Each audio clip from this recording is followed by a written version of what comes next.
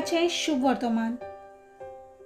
जेजूक स्वर्गार उबारून वरचे दीस बरोवन येताले तेन्ना ताणें जेरुसल्याक वेचें म्हूण आपणें मन थीर केलें आनी आपणा फुडें ताणें निरोपी धाडले। ताचे पासत तयारी करचे खातीर ते वचूंक सामार्याकाराच्या एका गांवांत भितर सरले, पूण जेरुसल्याक वचूंक ताणें थिरायलें देखून हांणी ताका येवकार दिलो ना।